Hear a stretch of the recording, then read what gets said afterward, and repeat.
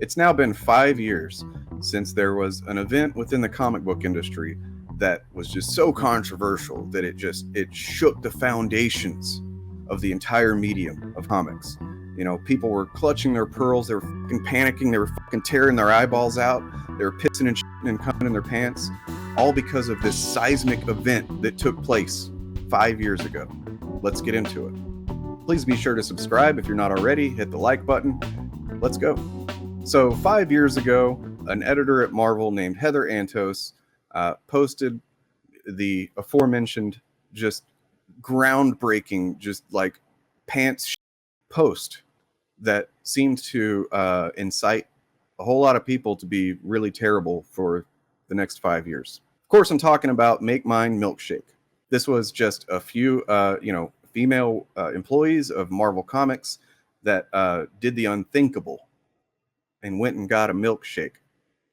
And then to add insult to injury, they posted a picture of it. What? Chuds turned this into just, I guess, outrageous feminism or something like that. And it's like, I guess if a few women get together and get a nice tasty treat, that's just like hardcore feminism to them, which, you know, really says a lot about how secure they are in their masculinity. So yeah, Heather Antos posted a picture of herself and other female Marvel staffers enjoying milkshakes. She got a ton of harassment on Twitter for that by fans who acted in a sexist fashion. In response, Marvel Entertainment's Twitter made a snarky response and created the hashtag #MakeMineMilkshake, referencing the classic Make Mine Marvel slogan from the 60s and 70s. And then a lot of female comics creators and fans, as well as male comics creators and fans, started using that hashtag in support of the creator in question. Heather Antos had worked on titles like The Unbelievable Gwenpool. She started getting a lot of harassment via DMs. People were tagging her. People were making videos about her. I'm pretty sure they're still making videos about her. If you watch my video on Snowflake and Safe Space, you'll see that they really only have a handful of specific, cringe examples that they can point to. This one, not even being cringe. It's literally just some women getting a fucking milkshake. A bunch of emotionally well-adjusted men started harassing her and her friends for getting milkshakes. The public tweets included plenty of the usual insults and misogyny, fake geek girls, the creepiest collection of stereotypical SJWs anyone could possibly imagine, and gee, I can't imagine why Marvel's sales are in the toilet. Others took to harassing Antos via direct message. Like I said, Heather said, "The internet is an awful, horrible, and disgusting place. How dare I post a picture of my friends on the internet without expecting to be bullied, harassed, and targeted. Woke up today to a slew of more garbage tweets and DMs for being a woman in comics who posted a selfie of her friends getting milkshakes." So yeah, trolls love to find any kind of, minor example to seize on and, piss their pants over and just generally grab attention because I guess they didn't get enough when they were children. I don't know. I see it as kind of like a toddler who, when a toddler, they'll go through a phase where it's like, oh, I get attention if I do a bad thing too. So it's like, for a little while, they don't distinguish between, good attention and bad attention, positive and negative. It's just like, oh, if I break this thing or if I draw on the wall or whatever, mom's going to pay attention to me. So when this sort of harassment happens, people come out of the woodwork and they start making excuses for it, saying that, they're really just reacting to changes to their favorite characters, or they're actually just legitimately criticizing the women's politics, or just voicing their opinions. It's just my opinion, bro. It's just my opinion that you're, a stupid SJW woke cunt or whatever kind of shit that she was getting, that these women get in their DMs. It's just an opinion, right?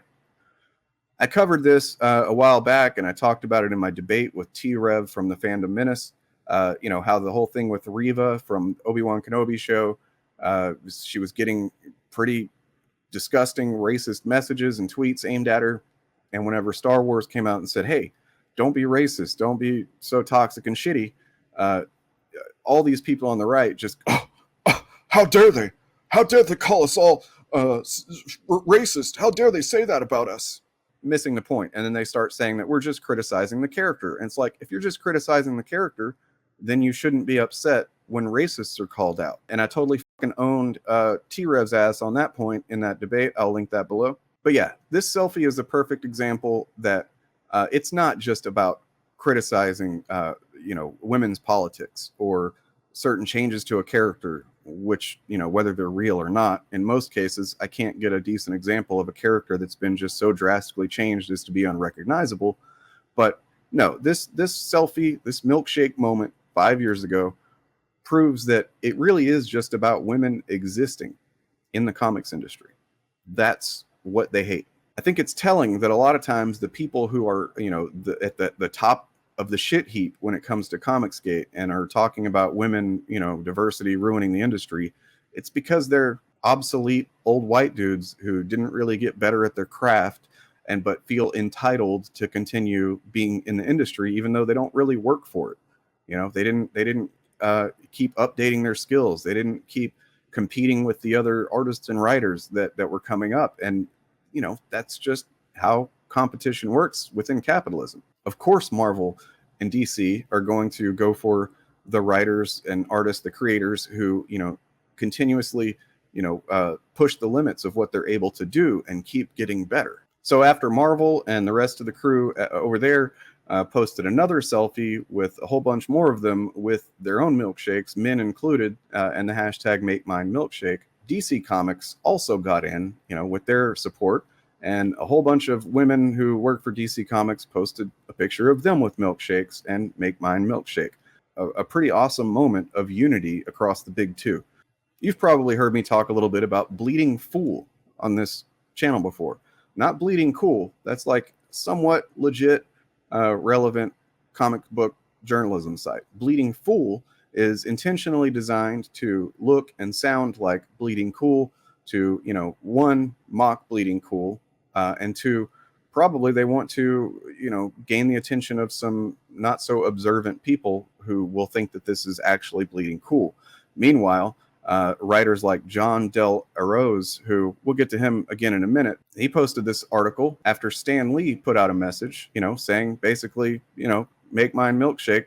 Comics are for everybody. Women are welcome in comics, so on and so forth, right? Stan Lee, the legend. And then this John Del Arroz thinks that this is an example of increased vitriol by SJWs and feminists. He says this actually would have been a great example for the increased vitriol I was talking about in my last post. I just saw this Marvel video released where they had a very old and frail looking Stan Lee talk about how Marvel always has touched on cultural issues. A standard mantra I see whenever SJWs attempt to turn a once fun entertainment industry in their own personal culture war weapon. I've talked about this on the channel in a couple of different videos. I'll link those below and up in the corner. But Marvel has always, it's not like, the way he frames this article is if, they just propped Stan Lee up and put a script in his face and said, read it, old man. They may have given him a script, sure. I mean, he was pretty old at this point. But he didn't say anything that he hasn't said a million times in the past. Stan condemns bigotry and hate. And then John, thinking he's got some kind of point here by trying to deny, 80 years of Marvel history, it speaks for itself. The way that Marvel has historically been inclusive and had social and cultural messaging within the comics and the characters themselves. He tries to act like that doesn't exist, which is another common thing. Shit, hit my microphone. Which is another common thing on, within Comicsgate. He says, I don't even know if Stan is paying attention to the current sorry state of Marvel Comics. Now, that's just completely subjective bullshit. If it was a sorry state, then, characters, stories, they wouldn't sell. And I think maybe at this time they were in a little bit of a slump. But as you can see, if you look in the last few years of sales, it's been a steady increase with 2021 breaking records. He says Stan isn't paying attention to how far Marvel has gone in signaling both in their comics or via their writers how much they hate half the country. I think that's a pretty disingenuous and deceptive way to frame things. Marvel has made it very clear. Really, every studio publisher has made it very clear over recent years that they don't care what these type of people think.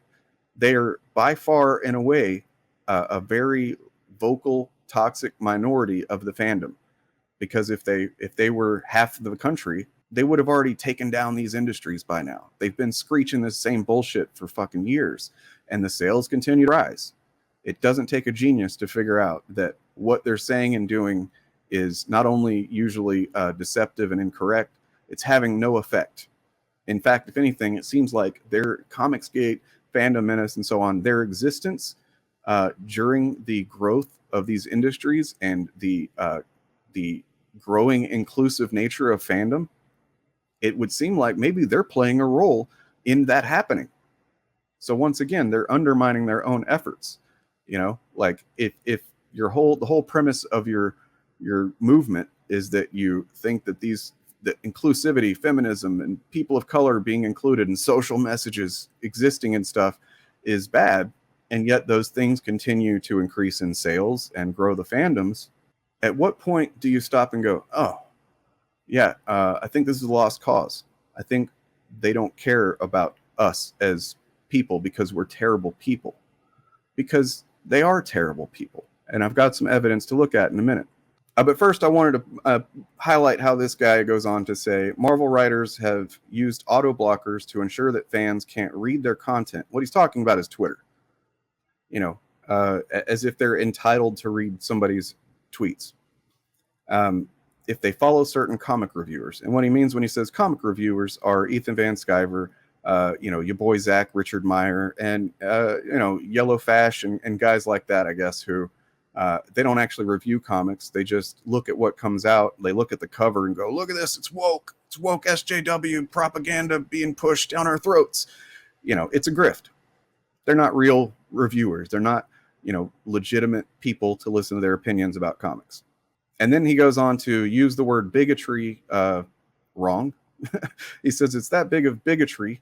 That doesn't even make any sense, that sentence, by these writers, that if you like an unapproved comic reviewer, they don't want your business.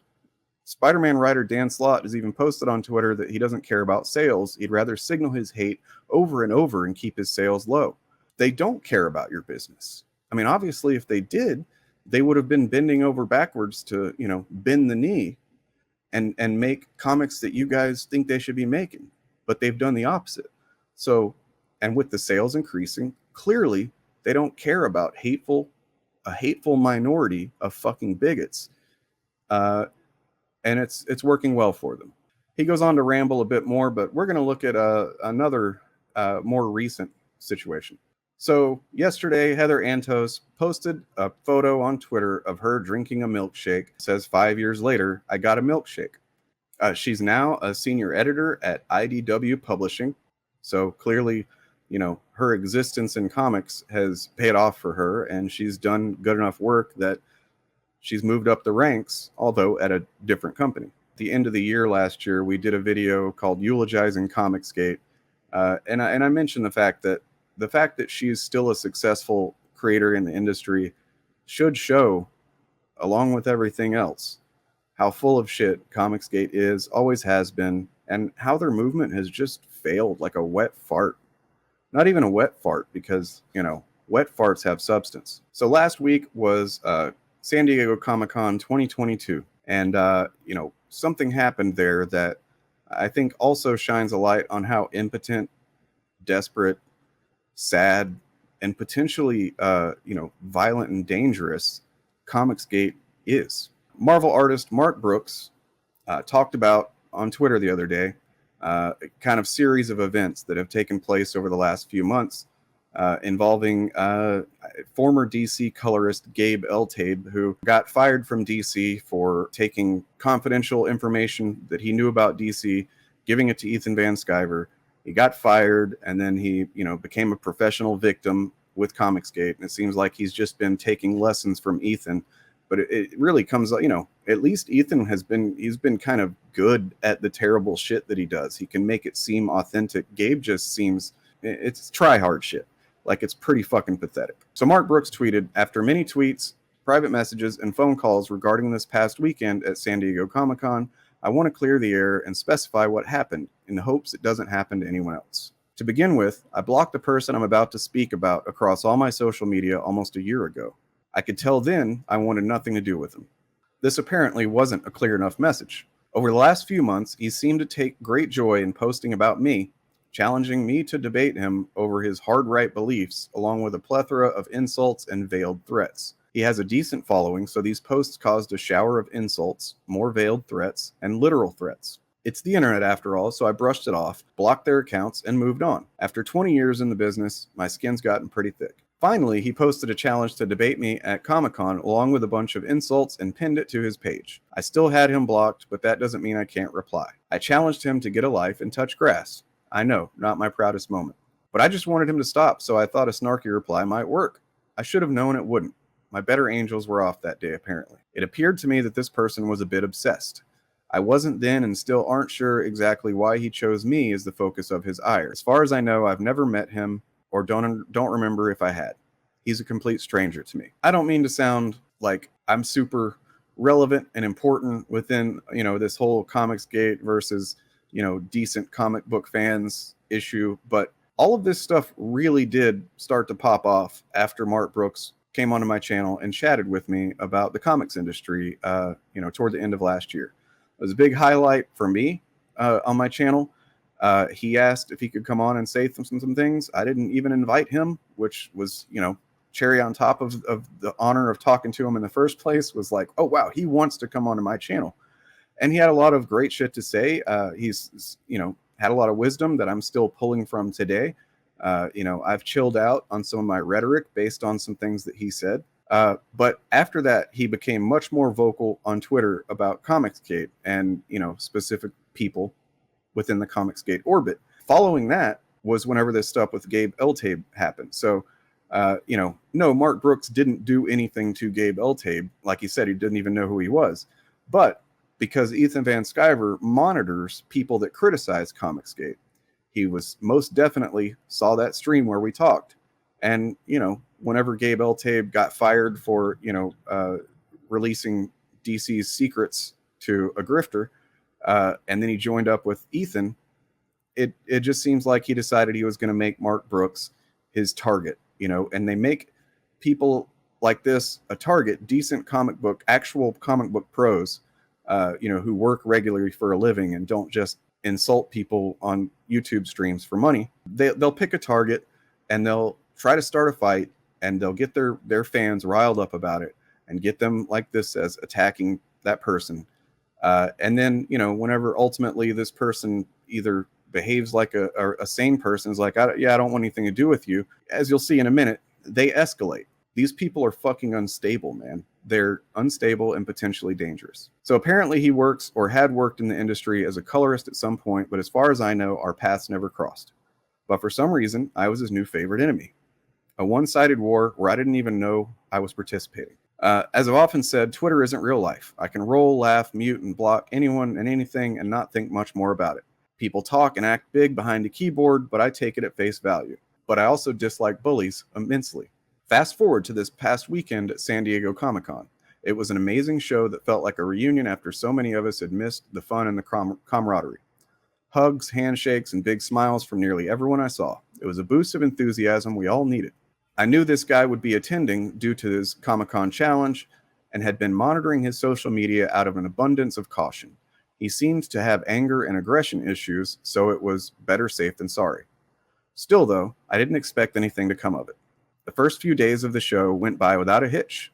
If anything, it felt like one big party, and I was loving every minute of it. Things changed Saturday night. I got a message from a friend with a screen cap from Twitter. This is where I got a little nervous. See, I'm not scared exactly, but recent events around the country put my guard up. I spent the next day scanning the crowd around my table every once in a while. I didn't think anything would happen, but also didn't want to get caught off guard. So here is the video that Gabe Eltabe posted on Twitter during Comic-Con. But yeah, it's too bad Mark Brooks and Tom Taylor weren't at their booths, huh? I wanted to say hi in person, So I wanted to catch up with my old colleagues.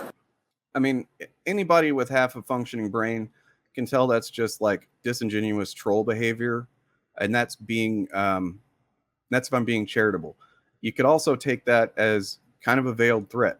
He did a little, I want to catch up with my old colleagues. As Mark says, they haven't worked together. Gabe clearly has an axe to grind, or more likely, this is just how Comicsgate gets money. Their audience doesn't really pay for comics. They're paying for them to start fights, and start drama and beef with actual comic book pros. It's just that, as Mark said, whenever certain things are taking place across the country, the way that they have been, it starts to get, a little dicey. You look at all of the mass shootings, the vast majority of which are by far right folks. You look at January 6th and what happened there, and it's like, these people are demented and unhealthy. And I'm not even saying that to insult them necessarily. I'm just saying that, like, there's clearly some mental imbalance going on. But it's hard not to notice some of the things that him and Ethan Van Sciver and others have said that line up pretty well with what people on the far right say and believe.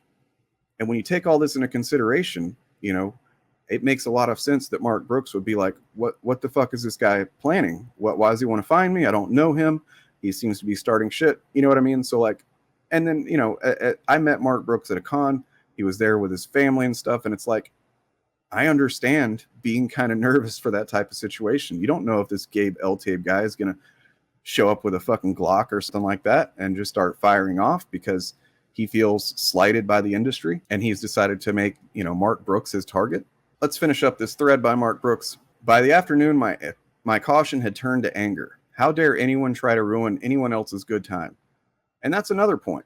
Like, even if you remove all of the potential danger of a cyber stalker becoming an IRL stalker the way that Gabe did, he's just ruining people's fun, man. San Diego Comic-Con is supposed to be a celebration of fandom and the things we love. And like Mark said, seeing the people that you care about and work with and haven't seen in a couple of years because of COVID.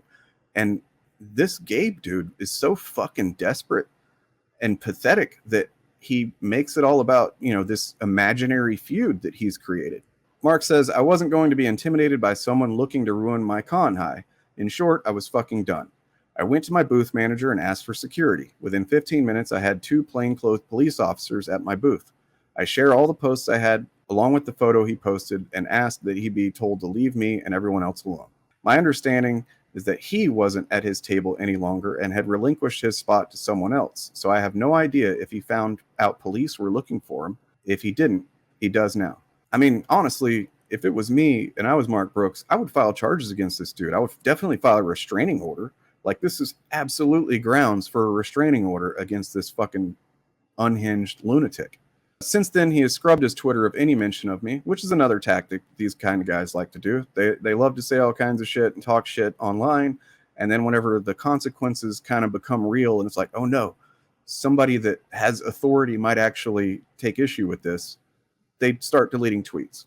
But it doesn't erase what he did. He took his harassment into real life. He recorded videos at Comic-Con mentioning me by name and that he was looking for me. I'm hoping this is the end of it, but I also worry about future convention appearances. This person doesn't seem stable. If he is attending a convention as an attendee or a guest, I won't be there. I'm alerting all my convention contacts that this will be the case from now on. If this person has harassed or sought to intimidate you, I advise you to do the same and document everything.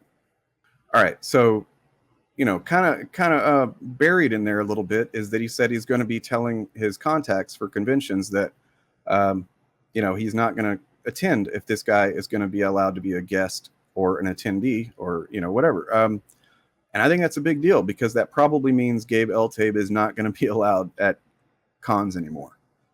Mark Brooks, if you've ever seen one of his booths, at Comic-Con, he had a giant fucking wall mural, of one of his covers that was like massive. He's a superstar comic artist. He's friends with so many people. People love and respect this dude. He's one of Marvel's main, cover artists these days. He's on his way to being as legendary as Alex Ross. The fact that he's going to tell his contacts like, hey, I'm not going to be there.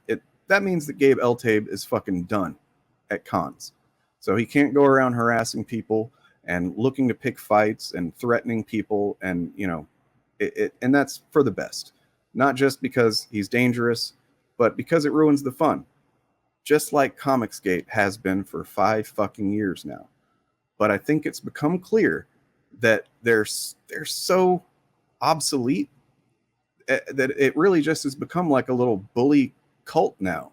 And they just jerk each other off and, talk shit on people that are actually working in the industry and providing regular, high quality comics for the fans. The fandom is growing. The sales are growing. And these guys are just over in the corner, pissed off and wanting to start shit. And maybe in some cases, wanting to get violent. I think it's best to ignore Comicsgate. You know, generally, I haven't talked about them a lot on this channel. I know that this video is going to get them, you know, attacking me and calling me slurs and maybe even threatening me. That's happened before. You know, maybe one of them will cover this video on their stream. That's expected at this point. That's what they do. They, you know, they can't just let a video exist that criticizes them or talks shit. They have to fucking mauled about it and fucking piss and shit themselves and tear their hair out because somebody said something negative about them. You know, because they're insecure, they're pathetic, they're weak-willed, cowardly pieces of shit. That's all I've got to say about it for now.